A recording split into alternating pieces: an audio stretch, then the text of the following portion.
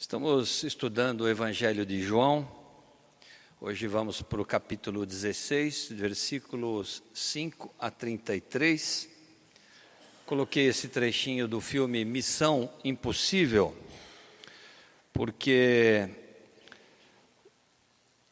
a missão de Deus aqui no nosso planeta, neste mundo dominado pelo príncipe das trevas, parece impossível.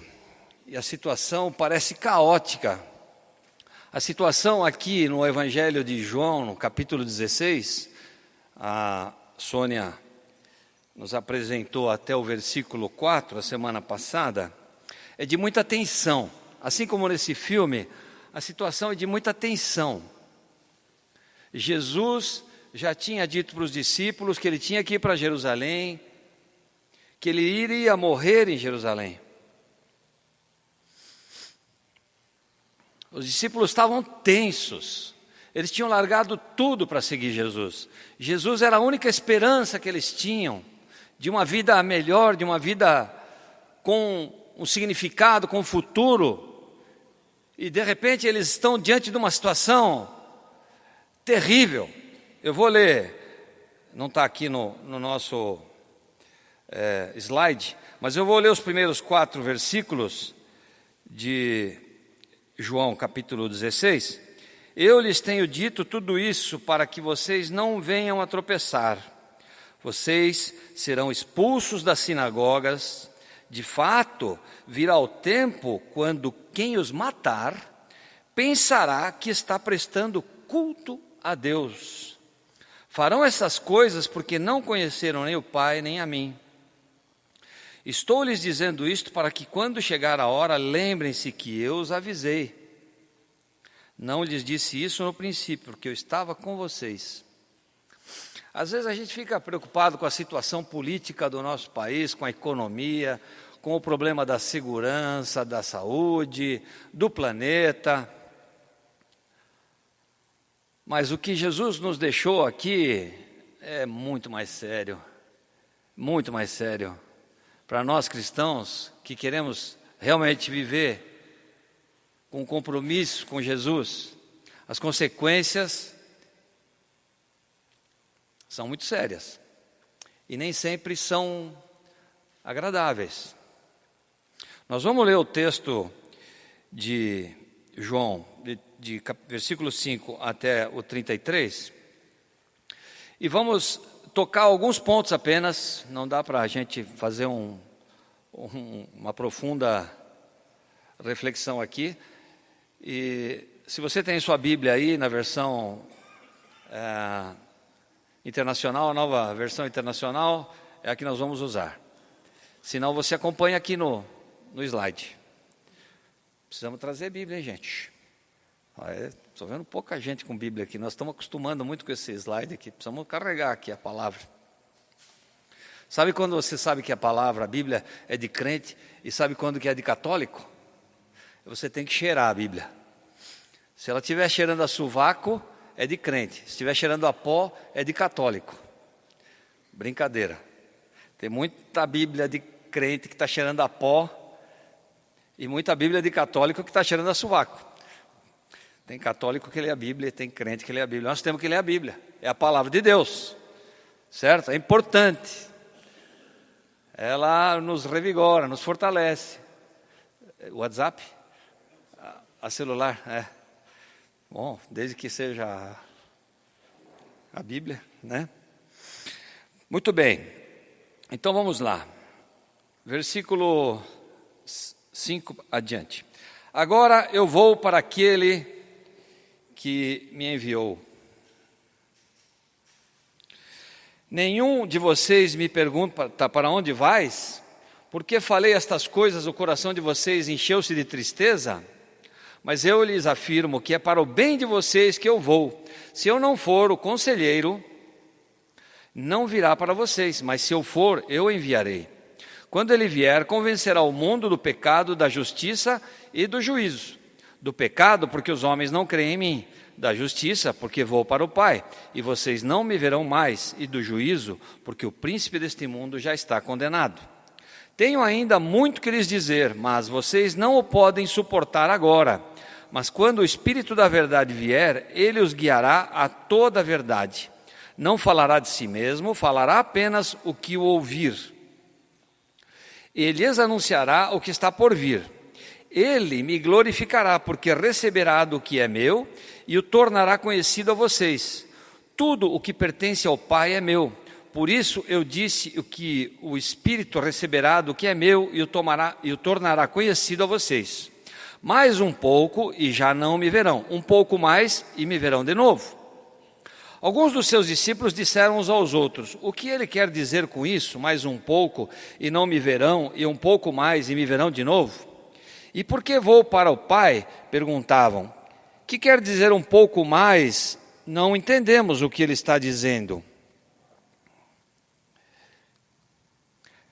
Jesus percebeu que desejavam interrogá-lo a respeito disso, pelo que lhes disse: vocês estão perguntando uns aos outros o que eu quis dizer quando falei mais um pouco e não me verão, um pouco mais e me verão de novo?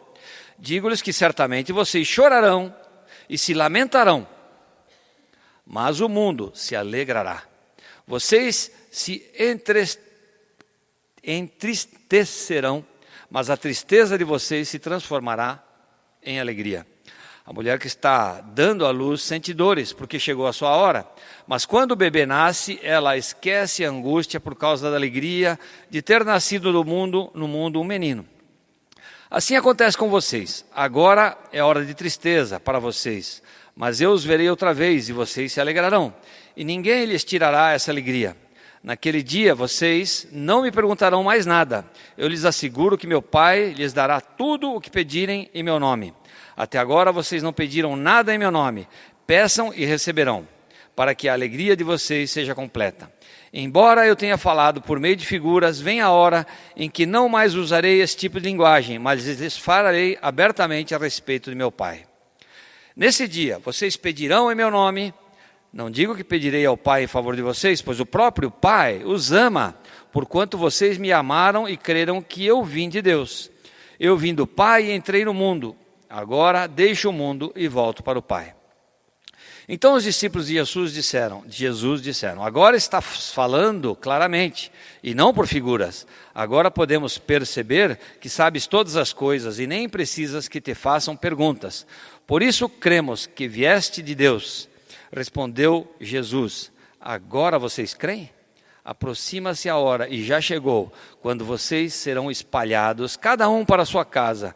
Vocês me deixarão sozinho, mas eu não estou sozinho, pois meu Pai está comigo. Eu lhes disse essas coisas para que em mim vocês tenham paz. Neste mundo tereis aflições, mas tenham ânimo. Eu venci o mundo. Existem alguns momentos na vida em que parece que tudo está perdido. Parece que já não temos mais nenhuma solução, parece que tudo acabou. E, de fato, se a gente olhar um pouco para a situação do mundo hoje, para a situação das pessoas e para as tendências que parecem existir na nossa sociedade, nos dá a impressão algumas vezes que não há mais solução. Não, parece que tudo acabou, parece que é o fim. E esse sentimento era o sentimento que os discípulos estavam tendo de tristeza aqui neste texto de João 16, porque eles estavam indo para Jerusalém, estavam já em Jerusalém, sabiam que Jesus ia morrer. E a morte não é nada agradável, a gente não quer que ninguém morra, ainda mais o nosso líder. Vocês viram aqui no filme o desespero do ator com relação à namorada que ia morrer, como de fato morreu. A tristeza, a dor. E Jesus está nos alertando aqui no texto de perseguição. Que os cristãos serão perseguidos. Haverá tempo em que eles matarão os cristãos, como já aconteceu na história da humanidade, na história da igreja cristã, que eles matarão os cristãos, crendo que estarão com isso, dando culto a Deus, fazendo algo que agrada a Deus. Haverá perseguição, haverá sofrimento, haverá dor, tristeza, mas tudo temporário. Lá em 2 Timóteo, o Paulo diz para Timóteo: de fato, todos os que desejam viver piedosamente em Cristo Jesus, vamos ver se eu me acho aqui. De fato, todos os que desejam viver piedosamente em Cristo Jesus serão perseguidos. Vocês serão expulsos da sinagoga, já lemos o texto aí. Quem os matar pensará estar prestando culto a Deus. Você já pensou nisso? Alguém está matando um cristão, achando que com isso está agradando a Deus. Paulo diz em 2 Timóteo ainda: quanta perseguição suportei, mas de todas essas coisas o Senhor me livrou.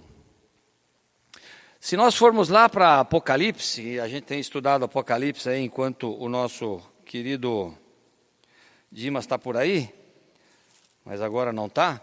E lá em Apocalipse 11, eu não vou pôr o texto inteiro aí, mas vou ler aqui, versículo 7, diz assim: quando eles tiverem terminado seu testemunho, está falando dos cristãos, está falando das duas testemunhas, e conforme o Dimas, nosso professor, são os cristãos.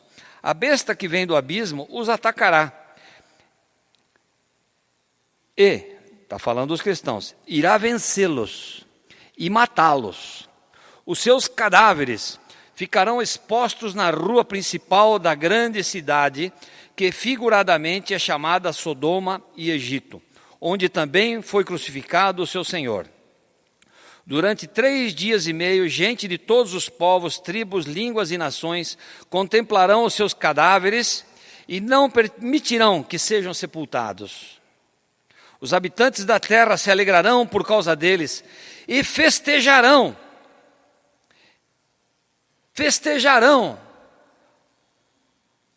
Nós estamos lendo aqui que os cristãos estão mortos, foram perseguidos, foram torturados, os seus cadáveres não foram enterrados. E as pessoas estão festejando, sabe como? Enviando presentes uns aos outros.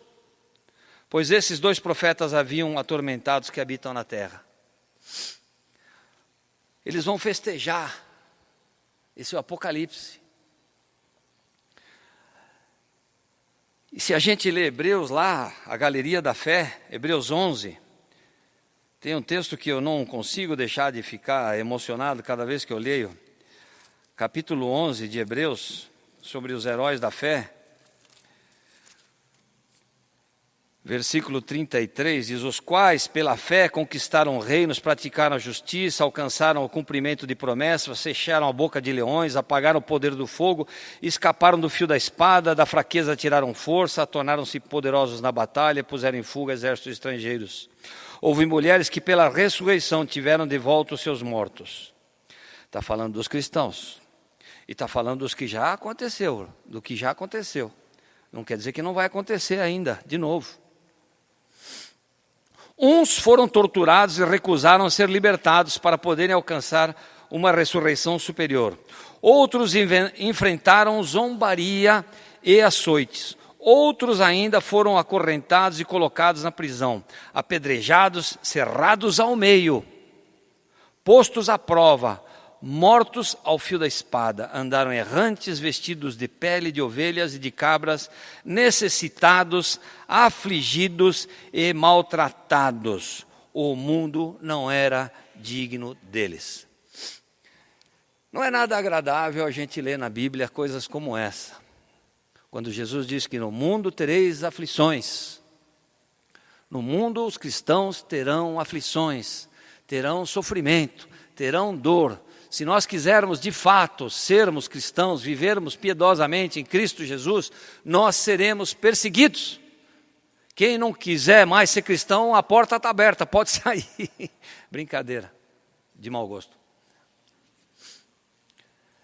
É o que está aqui na Bíblia. Então, o nosso compromisso com Cristo é algo muito sério. Não é uma mera religião. Tem consequências. Boas e desagradáveis também, ainda que sejam temporárias. Como disse o Winston Churchill, o líder inglês, durante a Segunda Guerra, não prometo para vocês nada mais do que dor, suor e lágrimas. Parece que Jesus está deixando isso para os cristãos. Fala, olha, não prometo mais nada além de dor, sofrimento e lágrimas. Jesus disse, no mundo tereis aflições, sim, mas tende bom ânimo. Eu venci o mundo. A dor é desagradável, o sofrimento é indesejado. O meu irmão, esses tempos atrás, aí, fazem 3 semanas, teve que ser operado do coração. Alguns de vocês sabem, estiveram orando por ele. Bom, cirurgia do coração é uma coisa dura, né? Tem que serrar esse osso aqui, o externo, porque o coração, Deus fez ele bem protegido, tem que serrar mesmo, né? Com um equipamento aí, abrir o peito, né?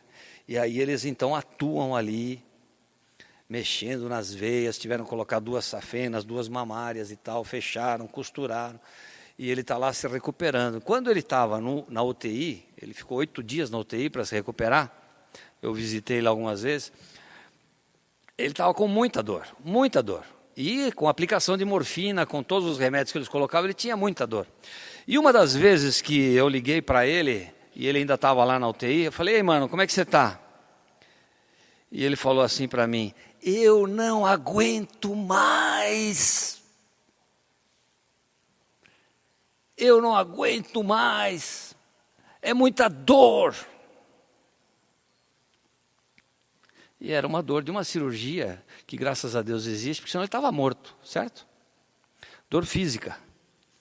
Ele dizia que porque ele estava com sonda por todos os orifícios aí possíveis, né?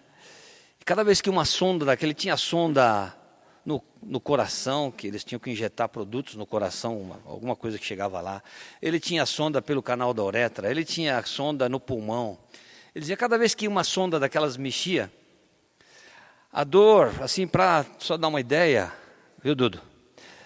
Falo do Dudo porque o Dudo é muito cuidadoso. Aliás, se vocês precisarem de um bom dentista, vou fazer um marketing aqui para o Dudo, excelente dentista. Você não vai sentir dor com o Dudo lá, viu? Ele é super cuidadoso. Mas para quem já foi no dentista, já sentiu dor quando o dentista, com aquela broquinha dele,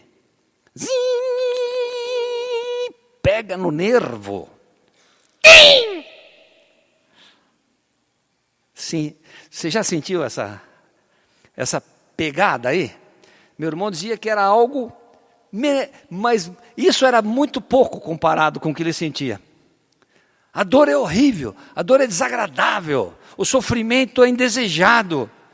E isso causa tristeza. E assim estavam os discípulos nesse momento. Eles estavam tristes. Quando Jesus está dizendo para eles que eles vão ser perseguidos, ele começa a dizer, agora que vou para aquele que me enviou, versículo 5. Nenhum de vocês pergunta para onde vais, porque falei estas coisas, o coração de vocês encheu-se de tristeza. Os discípulos estavam tristes. Pô, Jesus vai embora, vai morrer. Que situação terrível. Eu coloquei esse filme da Missão Impossível porque, para a gente sentir um pouco, né? Quando alguém querido teu vai morrer, você não quer, você sofre. Eles estavam sofrendo, eles estavam tristes. E Jesus já estava avisando eles, olha, a coisa vai complicar mais ainda. Só que tem que ser assim. Tem que ser assim. Tem que ser assim. Mas é temporário. Como diz um amigo meu, só tem um cobrador e um motorista, o resto é tudo passageiro. É passageiro. É temporário. Vai passar. É o que eu dizia para o meu irmão, mano, aguenta firme, porque vai passar. Vai passar isso daí. Como está passando. O sofrimento dos cristãos na terra é uma realidade. Não temos como fugir dele. E cada vez mais, se nós nos posicionarmos, se tivermos um compromisso sério com ele, se de fato nós desejarmos viver piedosamente em Cristo Jesus, nós seremos perseguidos. Se nos posicionarmos como cristãos, seremos perseguidos. É a Bíblia que está nos falando, é a palavra de Deus, é Deus que está nos falando. Você quer ser cristão de verdade? Quer ser cristão seriamente? Então, querida, prepare-se. Prepare-se. Vai ter sofrimento. Eu gostaria de estar falando sobre outra coisa aqui, mas foi o texto que me deram. Está no texto. vai ter perseguição. E Jesus tem que ir embora. Mas ele diz para o povo, não fiquem tristes, não desanimem. Porque, apesar disso, temos coisas boas aí. O próprio Pai nos ama. Aí em João 16, versículo 28, ele diz: pois o próprio Pai os ama. Quando nós temos contato, quando experimentamos, quando nos envolvemos com o amor que Deus tem por nós, e entendemos esse amor que Deus tem por nós, não há como não nos rendermos a esse amor, porque é um amor inexplicável, é um amor que morre por nós, que dá tudo por nós. Nossa garantia, nossa segurança é que Deus nos ama. Deus não vai simplesmente deixar a gente no sofrimento, largado, passando dor, tristeza e nos abandonar. Ele abre uma porta de comunicação para aliviar essas nossas dores, nossos sofrimentos, nossa tristeza, que é a porta da oração. Versículo 24, ele diz: até agora vocês não pediram nada em meu nome. Peçam e receberão, para que a alegria de vocês seja completa. Eu fiquei pensando nisso, né? Poxa vida, então eu vou começar a pedir coisas aqui para Deus. Mas ele fala assim, em meu nome. O que ele quer dizer com isso de pedir em meu nome? Você não vai pedir em nome do Laudir que alguém faça uma barbaridade qualquer que não seja da vontade do Laudir, certo? Você só vai usar o nome do Laudir se é alguma coisa que você sabe que está de acordo com aquilo que o Laudir pensa, com aquilo que o Laudir quer. A mesma coisa de Jesus. Você não vai pedir nada em nome de Jesus que esteja em desacordo com o que ele pensa, com aquilo que ele quer. Esse versículo está ligado ao versículo 23 de João 14, que diz assim: respondeu Jesus, se alguém me ama, guardará, que significa obedecerá, a minha palavra. Meu Pai o amará, nós viremos a ele e faremos nele morada. Então nós temos que pedir de acordo com a vontade de Deus. Mas se nós orarmos de acordo com a vontade de Deus, ele está dizendo aqui, peçam e receberão. Essa semana eu fiquei orando por um monte de vizinho meu, depois que li esse versículo. Vontade de Deus é que esses caras conheçam a Cristo. Então, vou orar. Ele está dizendo que é para pedir, que eu vou receber, então eu vou pedir. Fiquei pedindo, Senhor, o fulano, o ciclano, o beltrano, esses caras aí, o Senhor sabe que eles precisam do teu amor, precisam conhecer a tua verdade. É da tua vontade que eles te conheçam, então estou pedindo. E vou esperar a resposta. Claro que Deus dá o livre-arbítrio para as pessoas, né? Mas tenho certeza que Deus vai dar a oportunidade para eles. E se eles não pegarem, azar deles. Mas eles vão ter essa oportunidade. Quando o Espírito da verdade vier, ele vai nos guiar a toda a verdade. João 16, 13. Então nós temos esse caminho, esse acesso da oração, do pedir a Deus e ser guiado pelo Espírito. E em Efésios 5,18 nos diz assim, não vos embriagueis com vinho, mas em que há contenda, mas enchei-vos do Espírito. O encher do Espírito é deixar ser controlado pelo Espírito Santo. É ser controlado pelo desejo dele. É preciso que a gente receba esse controle do Espírito Santo. Existe um fenômeno na natureza chamado ressurgência. Está errada a palavra, desculpe, ressurgência, não, é ressurgência. É um fenômeno no oceano que é causado por vários fatores, um deles é o vento. O vento, de alguma maneira, desloca a água do mar que está na superfície e com isso abre um espaço para que as águas que estão mais profundas se desloquem para a superfície. Quando essas águas mais profundas se deslocam para a superfície, elas trazem fitoplânctons, que é a base da cadeia alimentar da vida marinha. Muitos animais marinhos se alimentam de fitoplânctons, tem até baleias que se alimentam de plânctons, né?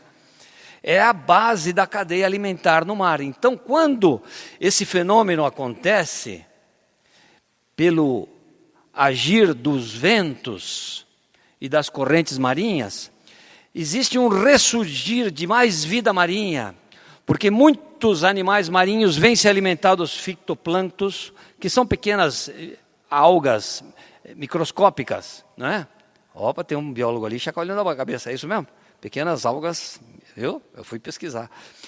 E essa vida cresce, os peixes vêm, os predadores vêm. Muita vida marinha acontece por causa dessa ressurgência, desse fenômeno oceanográfico. Inclusive aumenta o oxigênio na atmosfera. Melhor para nós, mais vida para nós. Esse fenômeno, ele me faz pensar e comparar um pouco com o que Jesus está falando para os discípulos aqui. Vocês podem ver uma foto de satélite aí, onde tem umas manchas mais azuladas ou mais esbranquiçadas, que é a ressurgência ou o resultado da ressurgência de fitoplânctons subindo das profundezas do mar até a superfície, trazendo vida marinha.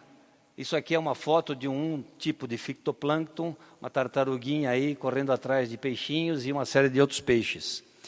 Muita vida marinha acontece quando a ressurgência ocorre. Jesus está dizendo para os discípulos assim, ó, versículo 7.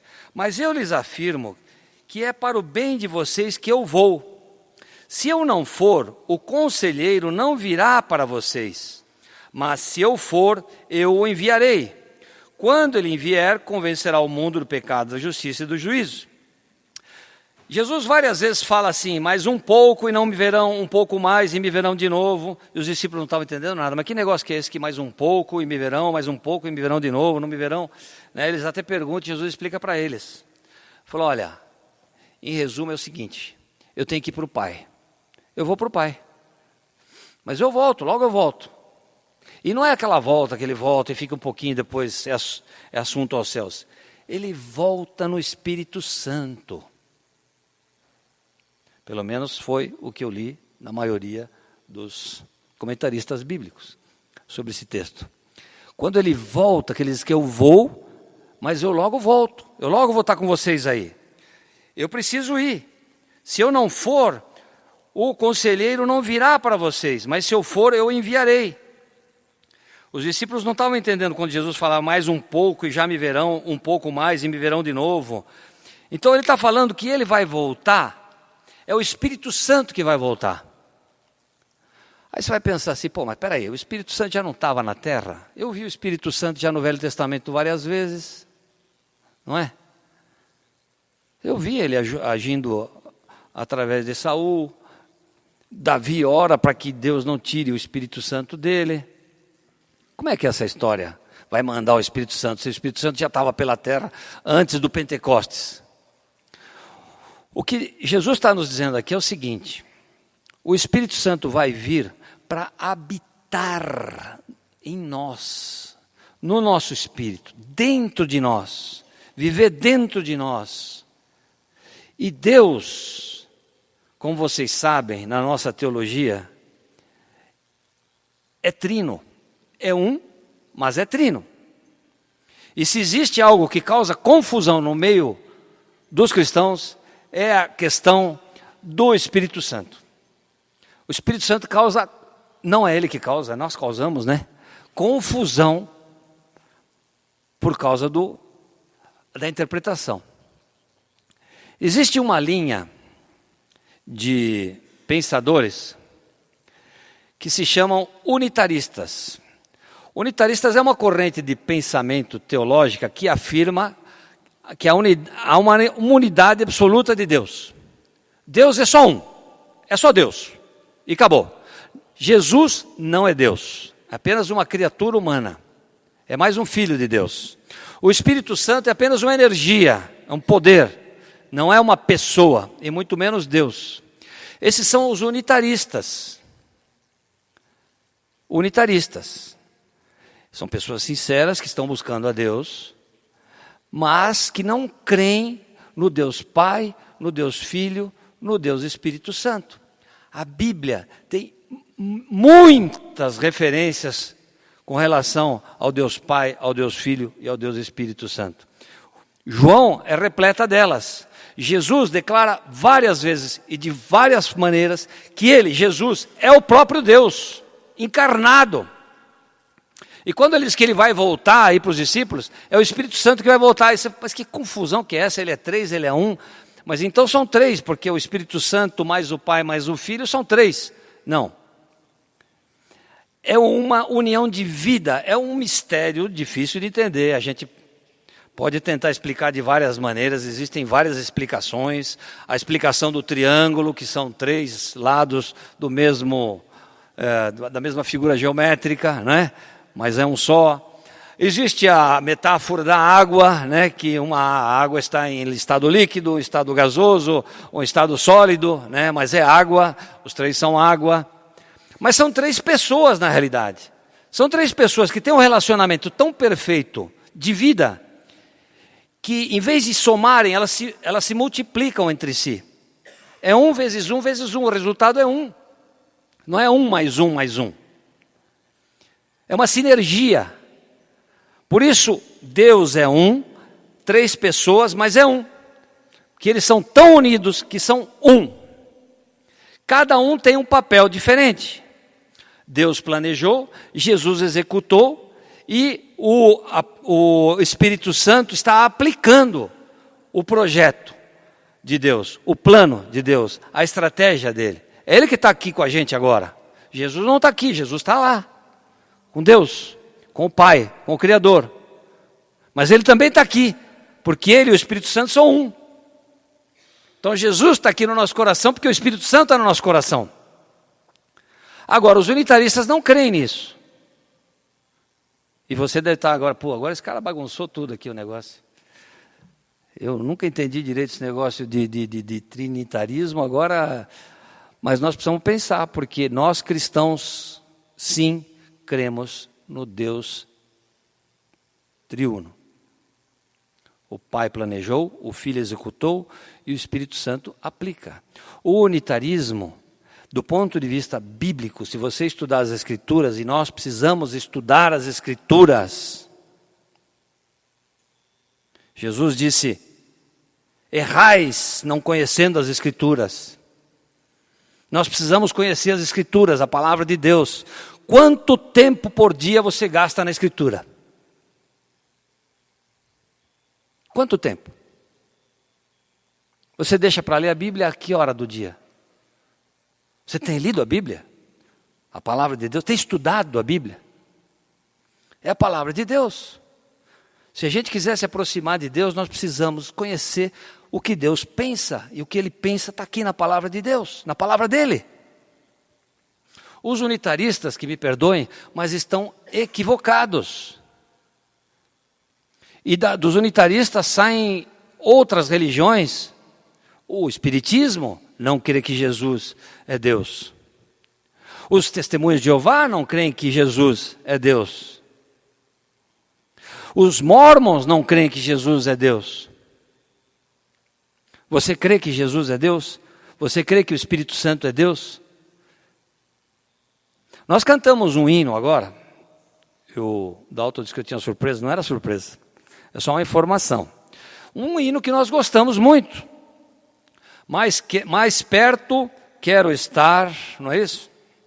Meu Deus, de ti. Eu não gosto de cantar muito esse hino quando chega nessa parte, ainda que seja a dor que me una a ti. Mas não estamos isentos de dor.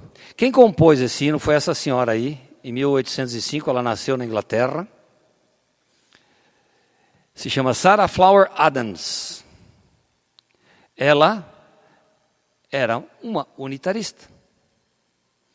Então saiba que, apesar do hino ser muito bonito, a letra linda, poética, não precisamos parar de cantar, porque não discordamos dessa letra. Essa letra faz parte do inário cristão, da harpa cristã, é um clássico no meio dos cristãos tradicionais. Mas quem compôs não cria que Deus é Pai, é Filho e é Espírito. Ela era uma unitarista. Nós, quando jovens, gostávamos de mencionar esse camarada aí, principalmente na faculdade, né? Isaac Newton, era um cristão, né?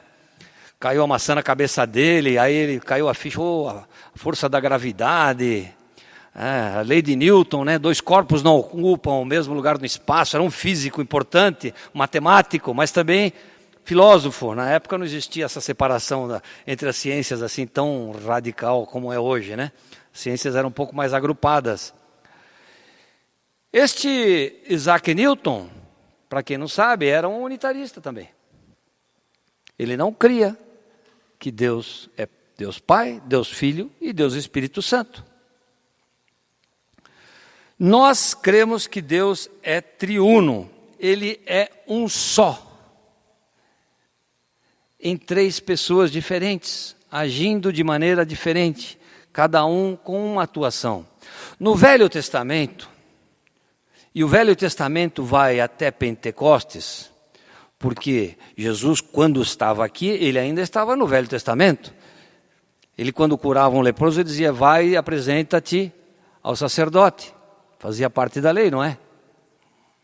Apresenta-te ao sacerdote. Mas, depois que Jesus morreu e ressuscitou, dizendo que ele iria voltar, que eles o veriam de novo, que ele enviaria o Consolador, e nós precisamos do Consolador, porque com dor, sofrimento, tristeza, nós precisamos do Consolador. Sem ele nós não temos capacidade humana de resistir à dor, o sofrimento e a tristeza. Nós precisamos do Espírito Santo, de Deus, para poder resistir.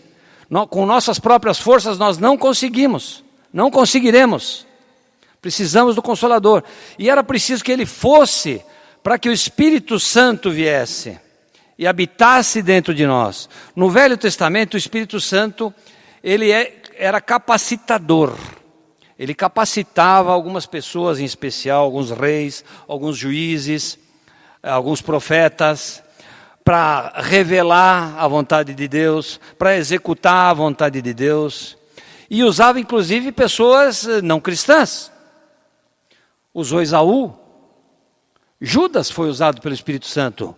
Judas saiu no grupo de discípulos que fez curas, que fez milagres. Foi usado pelo Espírito Santo. Judas não era cristão. Judas não tinha um compromisso com Cristo. Aliás, Deus, o Espírito Santo, usa quem Ele quiser. Da maneira que Ele quiser. Usou um jumento, lá no Velho Testamento. Essa semana eu vi uma boa do Augustus Nicodemos. Augustus Nicodemos é um teólogo, para quem não conhece, recomendo. Vale a pena. No YouTube tem vários estudos dele.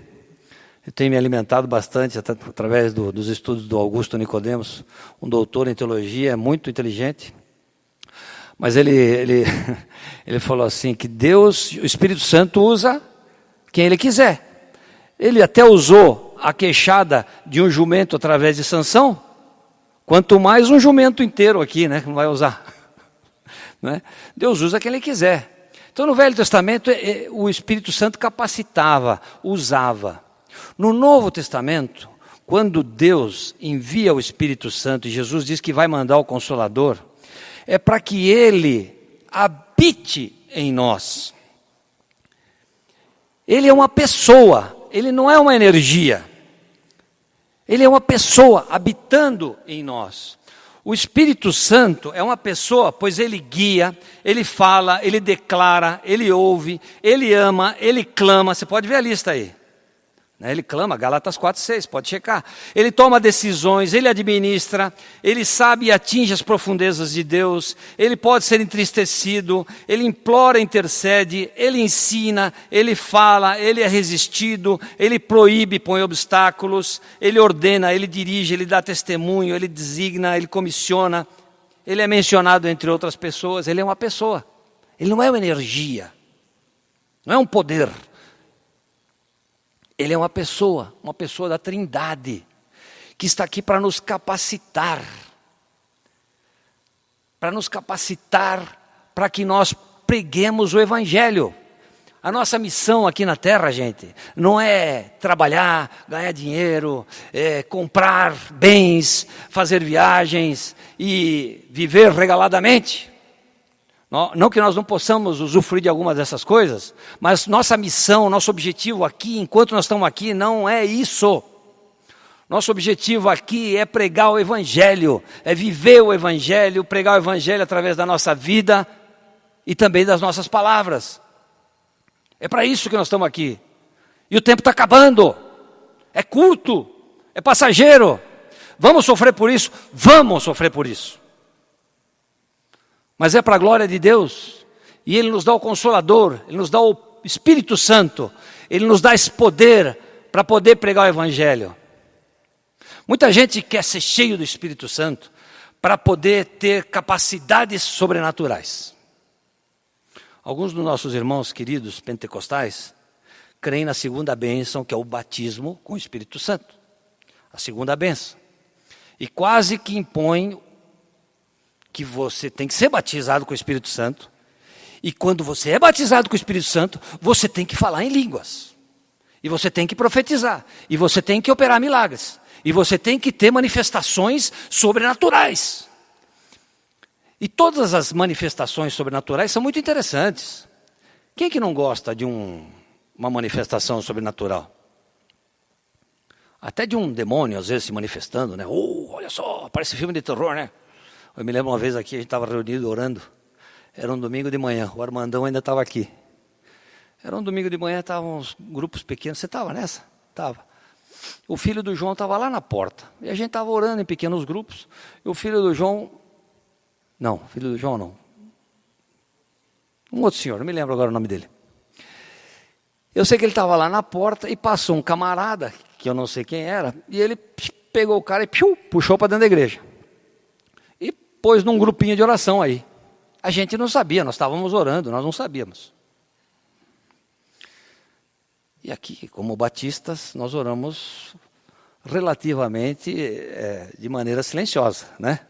Se você entra numa igreja pentecostal, aleluia, glória a Deus, todo mundo falando em língua, né? Você já foi numa igreja pentecostal? Mas aqui os batistas são mais tradicionais, certo? Nós oramos mais silenciosamente. Estávamos orando como batistas, silenciosamente, baixinho.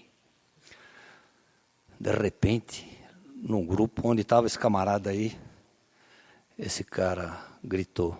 A Mari está pedindo para não gritar muito, para não assustar vocês. O cara diz assim: ele é meu! Cara, essa sala inteira aqui ficou tremendo. Ele é meu? O que está acontecendo? O cara deu um streamlink nele aí, manifestou o espírito do demônio nele, do sei lá de quem que era. Começou a ter um negócio, aí nós fomos lá, todo mundo orar por ele, recolhemos ele para a salinha, né?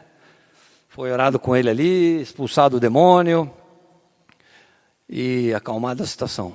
Mas esse tipo de situação, a gente não tem muito aqui no nosso meio, mas de alguma maneira chama atenção, né? É algo, um espírito do maligno possuindo alguém, que coisa, né? É até meio curioso, né? Chama um pouco da atenção.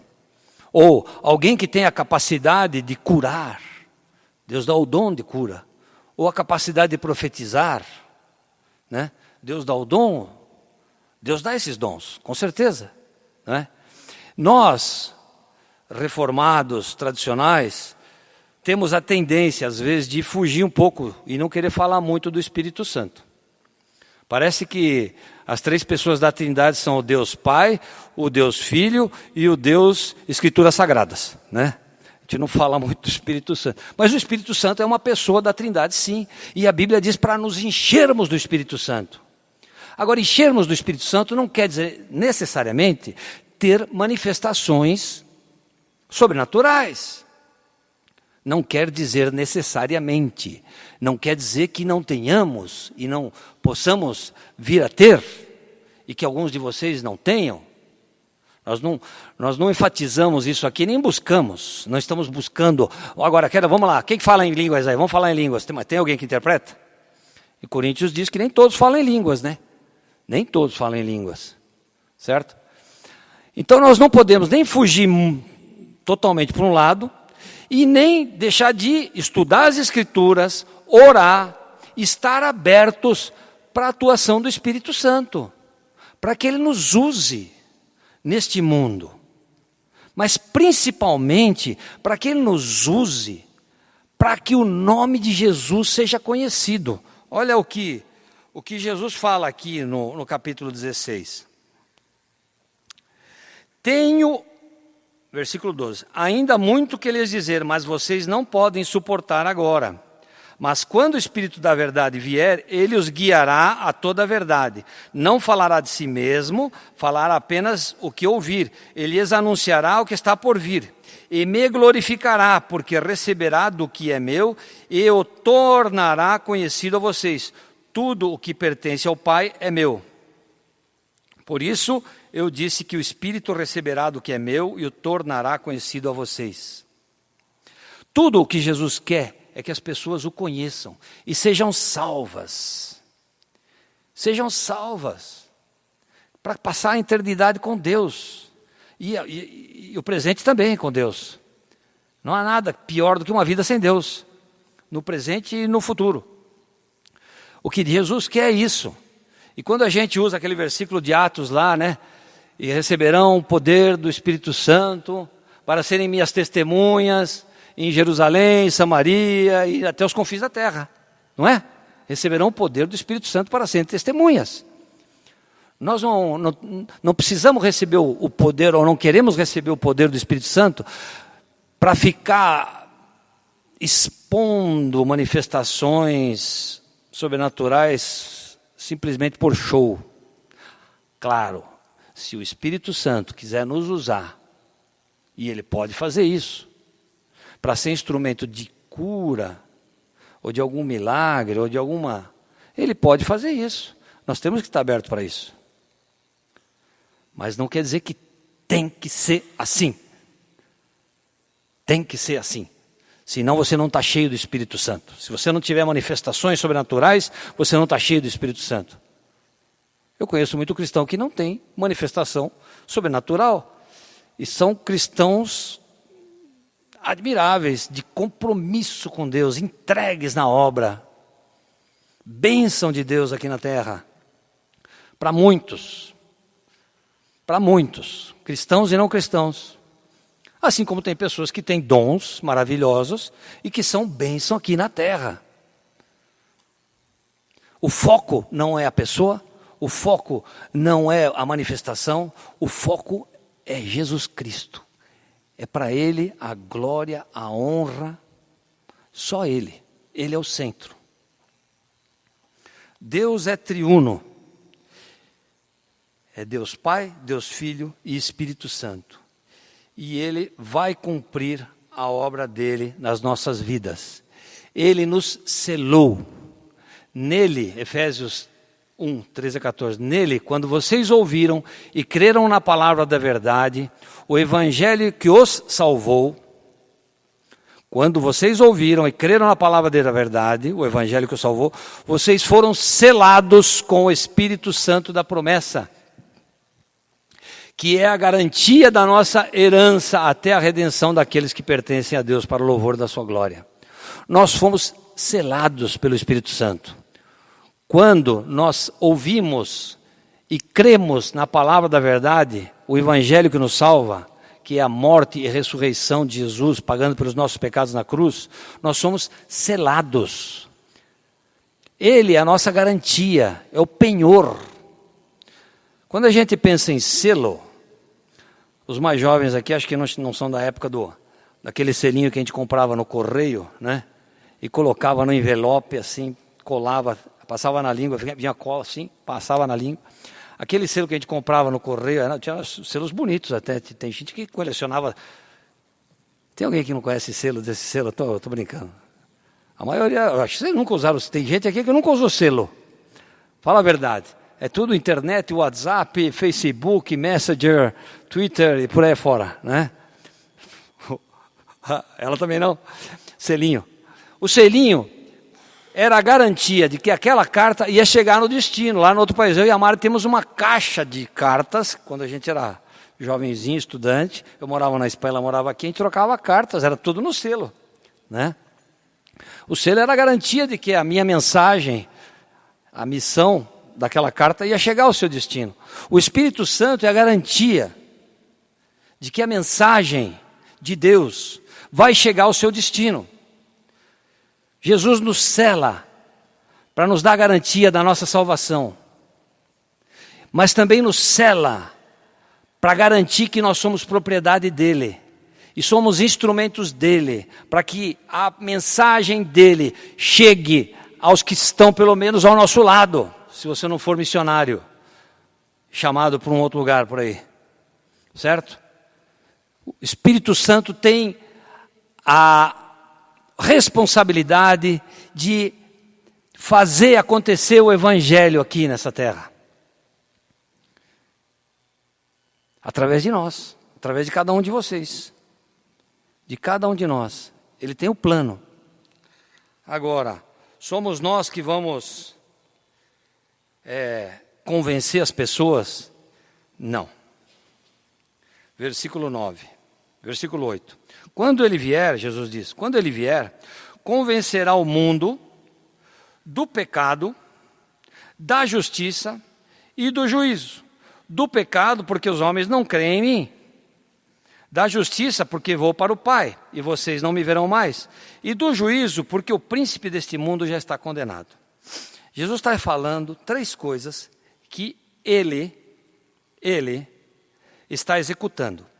Ele está executando o plano do Pai, a estratégia do Pai, o Evangelho. Jesus veio para mostrar que os homens são pecadores, que todos nós somos pecadores. Ele veio para executar a justiça dele, que é nos salvar através da morte dele. E ele veio para condenar o príncipe deste mundo, que é o diabo. Certo? Quem vai convencer as pessoas desses fatos não somos nós, com os nossos maravilhosos argumentos filosóficos e mais inteligentes que sejam. É o Espírito Santo. Porque requer um poder sobrenatural para isso. É como quase ressuscitar um morto. Nós não temos capacidade de ressuscitar um morto, só o Espírito Santo de Deus. Só Ele. Então saiba que você foi selado, você tem o selo aí do Espírito Santo no teu coração. O selo da promessa, a garantia da nossa herança. E Ele vai te capacitar. Ele vai te usar. E Ele vai convencer as pessoas. Não adianta ficar falando para a pessoa, você é pecador, você é pecador, você é pecador. Para, chato. Jesus vai mostrar para ele, o Espírito Santo vai mostrar para ele. É Ele que convence.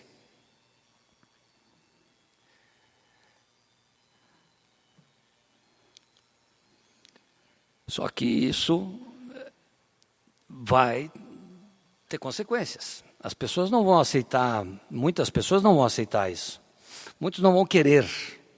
Muitos vão rejeitar, e muitos vão ir contra e vão trabalhar contra, porque muitos dos valores embutidos no Evangelho vão contra os valores deste mundo.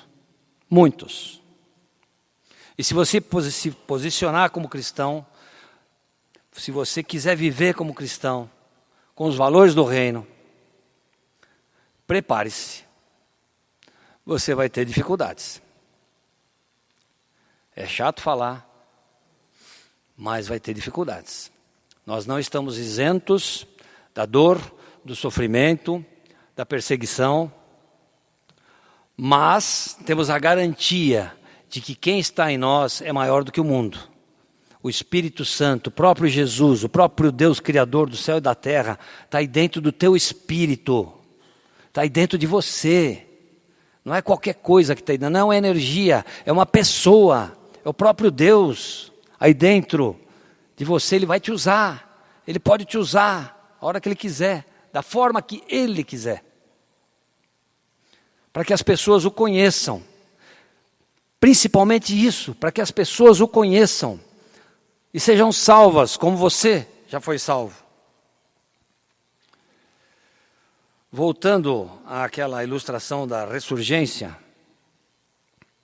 é preciso deixar que o vento do Espírito Santo nos toque, nos encha, trabalhe em nós, nos use, para que as águas profundas, a vida, para que haja um avivamento na nossa alma, na nossa mente, na perspectiva de Deus. É preciso deixar esse vento tocar, esse vento do Espírito livre. Não podemos entristecê-lo, apagá-lo, mas deixar ele livre em nós. Ele quer agir em nós, da maneira dele. Não pense que é da tua maneira ou da minha maneira, é da maneira dele. Ele é soberano. Ele é soberano. Ele vai agir. Mas deixa ele usar. Deixa ele usar. Vai ter perseguição, vai ter dor, vai ter sofrimento?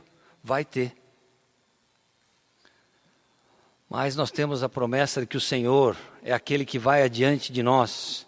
O Senhor, pois, é aquele que vai adiante de ti. Ele será contigo, não te deixará, não te desamparará. Não temas e nem te espantes. E Romanos diz assim, porque para mim tenho por certo que as aflições deste tempo presente não são para comparar com a glória que em nós há de ser revelada. Então, esse sofrimento passageiro, que possivelmente um dia nos atinja, a dor, a tristeza, por causa do Evangelho, por causa do nosso compromisso com Cristo, não é nada comparado com aquilo que nos aguarda na presença do Pai. Jesus termina esse texto dizendo, tenho-vos dito isto, para que em mim tenhais paz. No mundo tereis aflições, mas tenham bom ânimo, eu venci o mundo. Jesus quer nos dar paz, Ele nos dá garantia, Ele nos dá segurança. Ele não vai permitir nada daquilo que a gente não vai ter capacidade de suportar. Nenhuma tentação além do que a gente pode suportar. Mas não estamos isentos, como disse o Churchill, o que eu posso prometer para vocês é dor, suor e lágrimas. Enquanto estivermos aqui, vamos ter aflições. Mas Jesus diz, tenham bom ânimo. Tenham bom ânimo. Eu venci o mundo. Ele venceu o mundo. Portanto, vamos nos alegrar, vamos louvá-lo e vamos aprofundar o nosso compromisso com Ele, entregando a nossa vida totalmente para Ele, nos usar da maneira que Ele quiser, para fazer a vontade dEle, para que o Evangelho seja conhecido no nosso bairro, com os nossos vizinhos, entre os nossos familiares, aqui em Jerusalém, Curitiba e até nos confins da terra. Se chamar você para os confins da terra, para a Espanha, para a Tailândia, sei, ou aqui para a Vila Torres, ou para o Caçador, para onde Deus te chamar. Ele quer te usar. Você tem aí o selo. E Jesus veio para cumprir essa estratégia. Veio, pagou, morreu pelos nossos pecados e foi e enviou o Espírito Santo.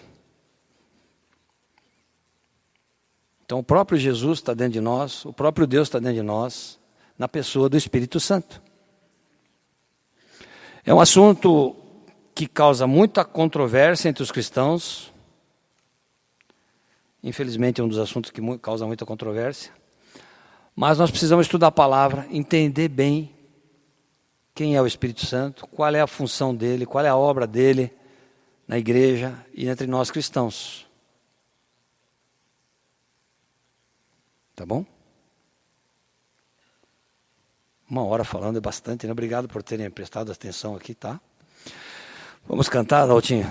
Que o Senhor possa falar ao nosso coração. Semana que vem acho que não tem estudo de João, né? Laudir, vai ter o almoço aí de manhã, né? Com o Adriano. Mas vamos continuar estudando a palavra de Deus, é muito importante. Não vamos ficar levando bronca de Jesus, que errais não conhecendo as Escrituras. Vamos conhecer a Escritura e vamos ficar abertos para a atuação do Espírito Santo na nossa vida. Amém? Joia.